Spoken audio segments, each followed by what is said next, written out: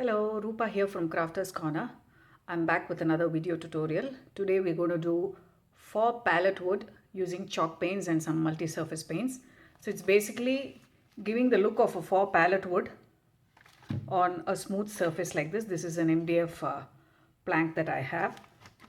The idea is to make it look like palette wood just by using paints. So first of all, what I'm going to do is take some gesso. And since you know that MDF is a very smooth surface, the intention is to give some kind of a texture. So what you do is take gesso and then randomly just start applying it. And since we're going to use chalk paints, there's absolutely no necessity for you to prime the surface. The gesso here is used only for giving texture. And we don't need a very dimensional texture. This is not a mixed media project. Just to give a little bit of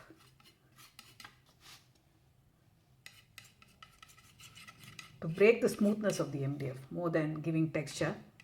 So at the random spots you just apply it with the palette knife. There is no need to use a brush.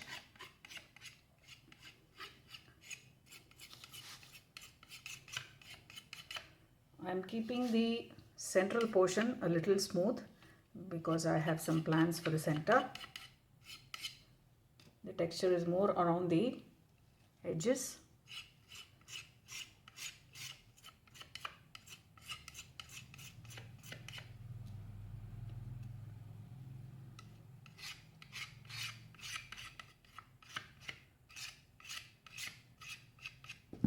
Okay, so I think that's pretty much enough.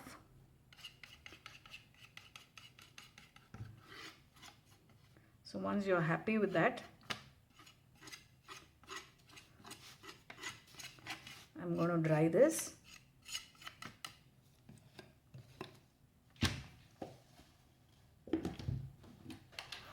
Shouldn't take much time because it's a very thin layer of gesso. Okay, so the texture is dry. Now I'm going to start with the first layer, which is sheepskin. This is going to be the base color. I'm going to paint the entire thing with sheepskin. Just one coat, because we're going to build up layers after this item, and I intend to do some decoupage in the center, which is why I'm keeping the background little light. So that's one coat of sheepskin, and don't forget the sides. Let me paint the sides and dry this and then come back. Okay, I'm back. The sheepskin coating is over. A base texture. You can even have a smooth background, so you can see the texture up close now. That's the gesso texture. So let's move on to our next color, which I said is going to be summer poach. For this you need a dry brush. I've shown you how to do dry brushing in my previous video. So just get your bristles loaded with paint. Dab off the excess, and then you just do feather light strokes. Now we're going to build up layers with paint. Okay, this is the first layer. Two horizontal work, and now I'm going to do some vertical dry brushing too. So that's the first layer building up, and I want to keep this space as light as possible because I plan to do some decoupage there, so I don't want any color load there, not too many dark colors. And of course, whatever paint residues that you have, you could go about doing it even on the sides. And since this is a dry brushing technique, it gets dried very fast. You don't have to actually use the heat gun to dry this.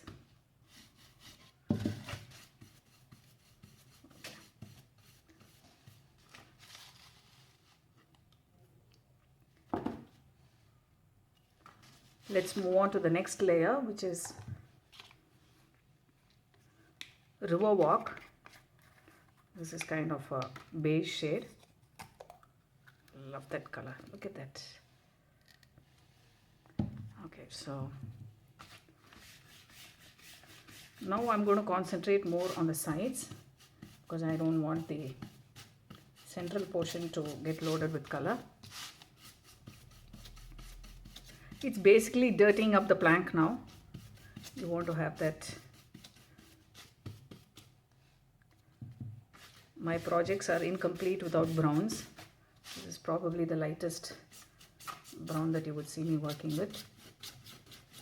Okay, so I'm doing some horizontal and vertical.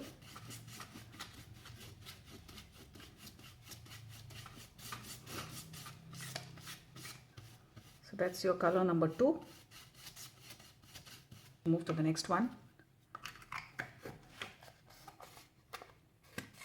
So how about some hints of red?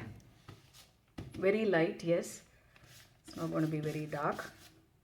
Just that. Why red? Because the tissue that I have chosen has some pinkish red on it. So I just want to complement. You may move on with your shades of browns for this.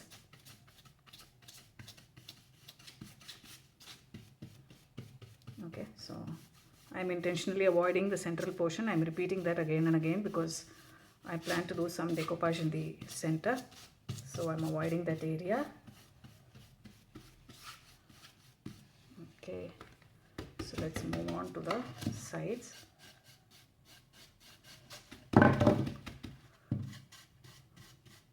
So from a clean, smooth surface, the intention is to create something very used, weathered, a beaten kind of wood,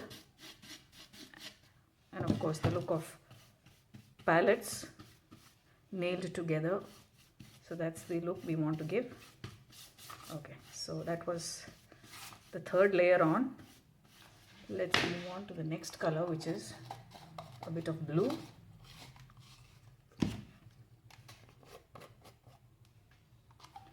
And then I will have some brown and a bit of black also. So for the blue, it's nautical. So I'm progressing from the lightest to the darkest, if you see, and not cleaning the brush. I repeat, I am not cleaning the brush at all. I'm using the same dry brush, loading very little paint. Okay. So yeah, there you see. With every coat, the color that you add, the look of the wood changes. So bark brown, which is the multi-surface paint, and for the black too I have the multi-surface paint.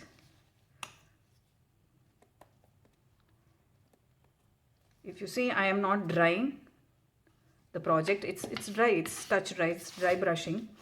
So I'm loading the brush with a little bit of brown, dark brown, which is bark brown, and this is going to be only around the edges. I don't want too much happening.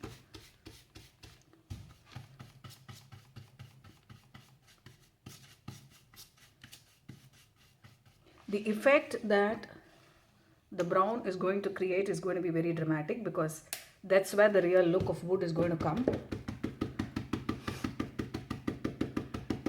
And your project doesn't have to have loads of brown to look that way.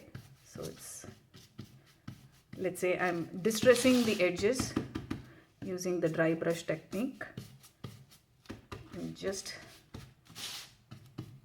making the edges look a little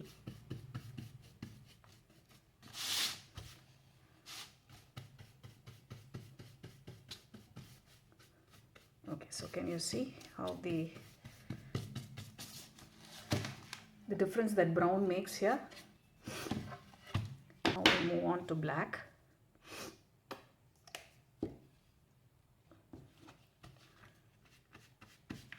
Very little black is all that I need. Okay, so it's going to be really around just the edges. I'm going to streak it fully. Black and really darken the project. So yeah.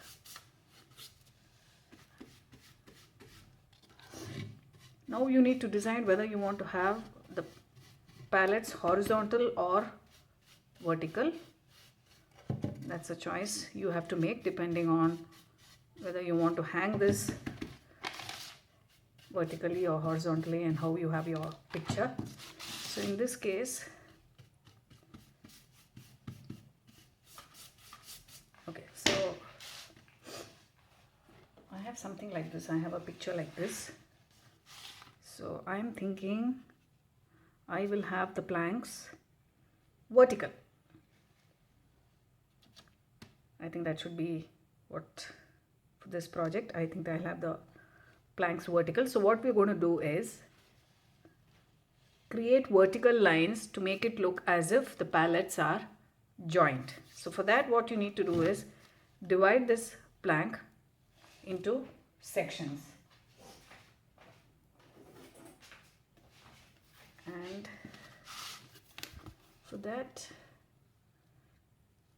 okay, so this is 10. I could have 2 inches. The planks can all be 2 inches apart.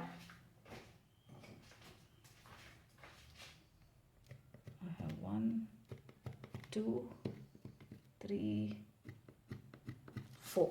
Okay, so there are 4 planks, and you need a thin brush and some brown paint.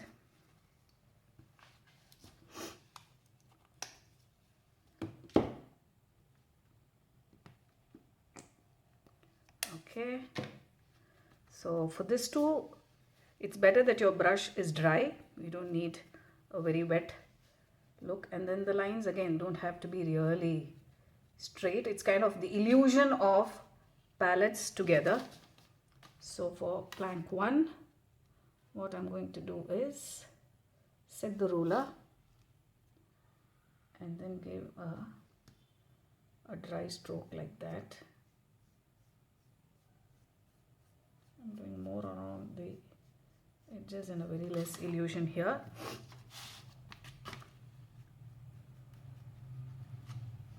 The second plank is here. I still don't know what is the height of the picture, so I don't want to take it too down. So that's going to be my palette 2 here. Second palette here. However, I can reinforce once the decoupage is done the planks, but this is just going to tell me where they are.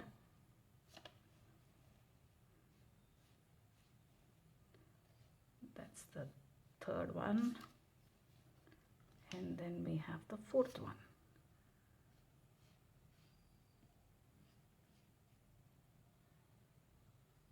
That can be a long one, I think.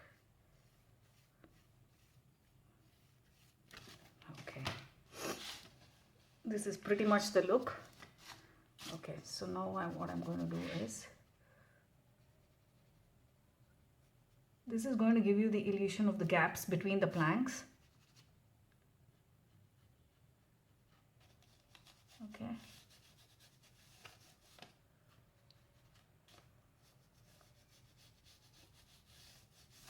The gesso is adding some lovely texture. I hope you can catch it in the camera.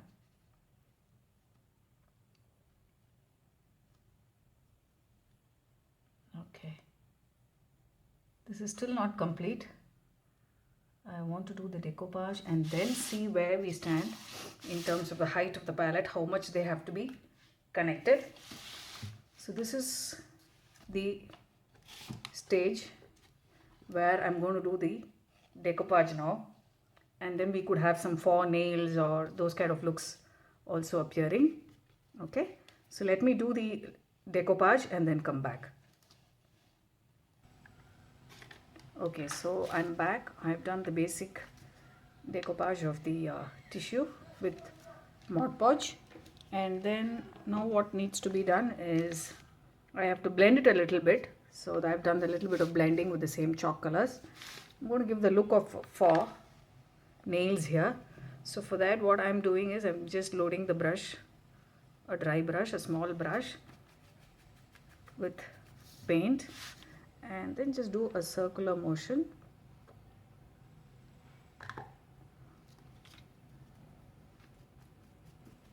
a little bit of brown, and black is what you need here. So we can give the look of a rusted nail. So you just turn that around.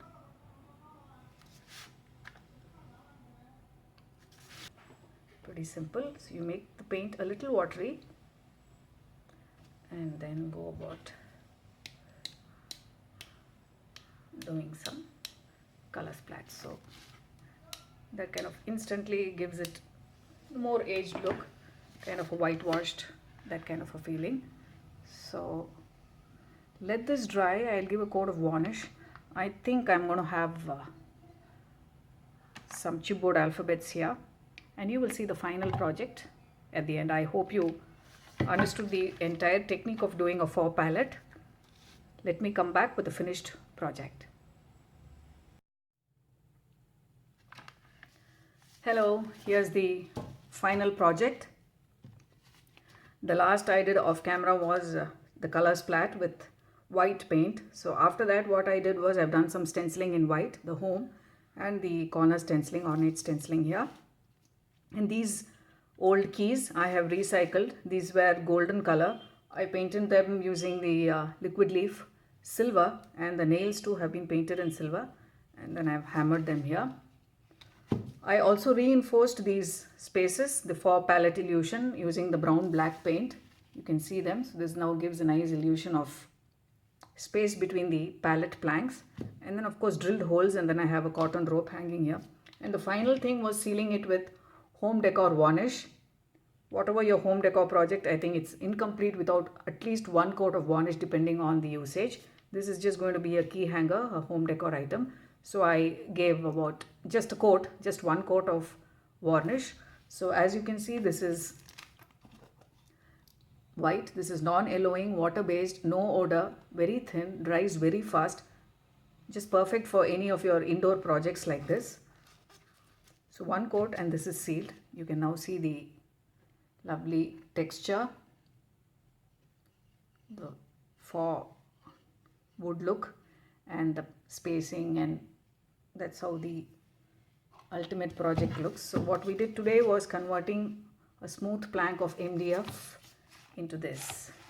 So give it a try. Let me know how you enjoyed this tutorial. I'll have some more pictures of my faux palette projects coming up after the video tutorial. Have a look at them and give this technique a try, and do share your works. Subscribe to my channel if you haven't done so. I will see you soon with another video tutorial. Bye bye.